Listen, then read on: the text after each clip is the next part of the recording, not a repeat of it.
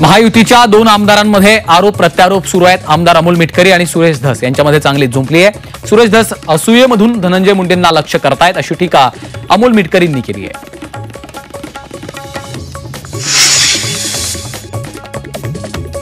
अमोल मिटकरींच्या टीकेला सुरेश धस यांनी प्रत्युत्तर दिलं. माझ्या नादी लागू नका असा इशारा धस यांनी अमोल मिटकरींना दिलाय.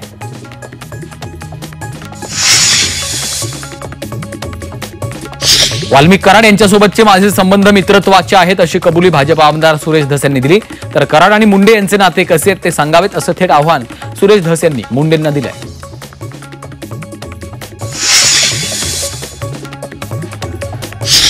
आधी स्थानिक स्वराज्य संस्थांच्या निवडणुका जाहीर करा, त्यानंतर स्वबळाचा निर्णय तिन्ही पक्षाचे नेते एकत्र बसून घेतील असं विधान माजी गृहमंत्री अनिल देशमुखांनी केलं.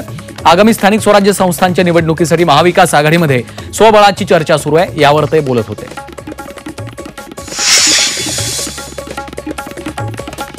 पंकजा मुंडे यांनी मंत्रिपदाचा कार्यभार स्वीकारला आहे. मंत्रालयात जाऊन पंकजा मुंडेंनी मंत्रिपदाची सूत्र स्वीकारलीत. महायुतीच्या नव्या सरकारमध्ये पंकजा मुंडे यांच्यावर पर्यावरण विभागाच्या मंत्रिपदाची जबाबदारी सोपवण्यात आलेली आहे. दुसऱ्या कुठल्याही विभागाचा निधी लाडकी बहीण योजनेसाठी वापरण्यात आलेला नाही अशी माहिती मंत्री आदित्य तटकरे यांनी दिली. लाडकी बहीण योजनेमुळे शिक्षकांचा पगार लांबणीवर पडण्याची शक्यता आहे, त्यावर त्या बोलत होत्या.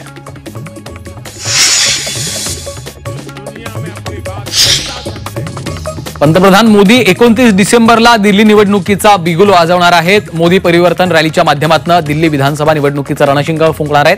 दिल्लीमधल्या जपानी पार्कमध्ये पंतप्रधान मोदींची मोठी रॅली होणार आहे.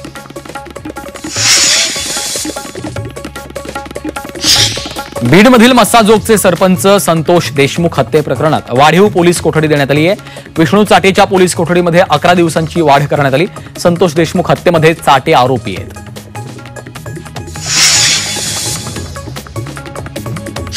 बीडच्या मस्साजोगचे सरपंच संतोष देशमुख हत्ये प्रकरणी तपासाला वेग आलाय. सीआयडीचे वरिष्ठ पोलीस अधिकारी बीडमध्ये 2 दिवसांपासून तळ ठोकून आहेत. प्रत्यक्ष घटनास्थळावर जाऊन पाहणी सुद्धा करणार असल्याची माहिती आहे. बीडमध्ये ज्या घटना घडतायत त्याला गांभीर्यानं घेणं गरजेचं असल्याचं सामाजिक न्यायमंत्री संजय शिरसाट यांनी म्हटलंय.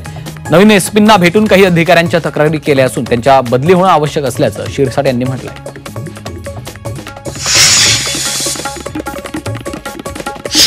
बीड हत्याकांडातील गुन्हेगारांच्या पाठीशी सरकार आहे असा गंभीर आरोप काँग्रेस नेते विजय वडेट्टीवारांनी केलाय. बीड हत्याकांडाचा आरोपी अजूनही मोकाट फिरतोय असं वडेट्टीवारांनी म्हटलंय.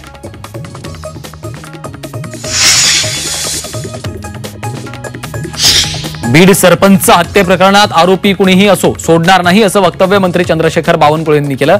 तर दोषींना योग्य शिक्षा मिळेल असंही त्यांनी म्हटलंय.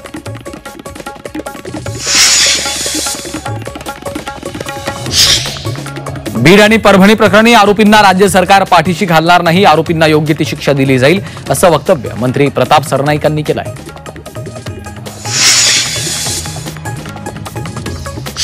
बीडमध्ये हवेत गोळीबार करणाऱ्या कैलास फड याचा जामीन मंजूर झालाय. अंजली दमानिया यांनी कैलास फड याचा हवेत गोळीबार करत असतानाचा व्हिडिओ एक्सवर पोस्ट केला होता.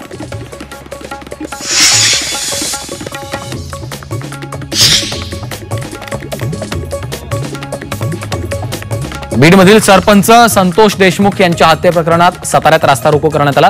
सातारा जिल्हाधिकारी कार्यालयाच्या समोर सरपंच परिषदेच्या वतीनं रास्ता रोको आंदोलन करण्यात आलं. देशमुख हत्या प्रकरणामधल्या आरोपींना लवकरात लवकर अटक करण्याची मागणी करण्यात आली आहे.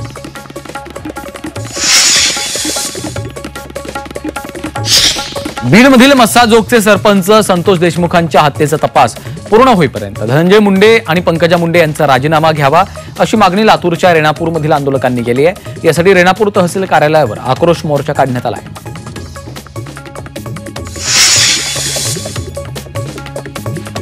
सरपंच संतोष देशमुखांच्या हत्येच्या निषेधार्थ उद्या बीडमध्ये मोर्चा निघणार आहे. या पार्श्वभूमीवर उद्या बीडमध्ये तगडा पोलीस बंदोबस्त असणार आहे. या मोर्चात अनुचित प्रकार घडू नये यासाठी पोलिसांची करडी नजर राहणार आहे.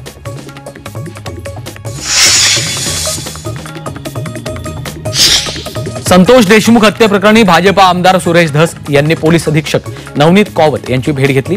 उद्या होणाऱ्या मोर्चाच्या पार्श्वभूमीवर दोघांमध्ये चर्चा झाली आहे.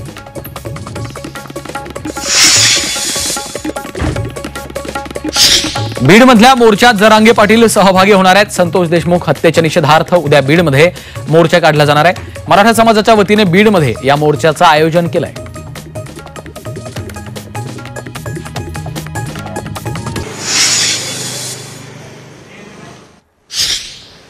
ऐन हिवाळ्यात नागपूर शहराच्या काही भागात पावसाच्या हलक्या सरी कोसळल्यात. अचानक आलेल्या पावसामुळे नागरिकांची तारांबळ उडाली होती. दरम्यान वातावरणातल्या बदलामुळे गारठा चांगलाच वाढलाय.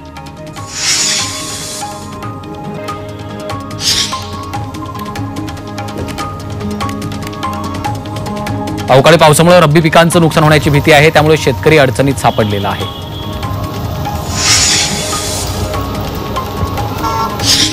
सिंधुदुर्गात पावसाच्या हलक्या सरी बरसलेल्या आहेत. त्यामुळे पावसानं सिंधुदुर्गात हजेरी लावलेली आहे. आंबा आणि काजू उत्पादक शेतकरी अडचणीमध्ये सापडलेले आहेत. नंदुरबारमधील काकळदा परिसरात मुसळधार पावसानं हजेरी लावली. हवामान खात्यानं पावसाचा येलो अलर्ट दिलेला आहे. तर या अवकाळी पावसामुळे शेती पिकांचं मोठ्या प्रमाणात नुकसान होण्याची शक्यता आहे.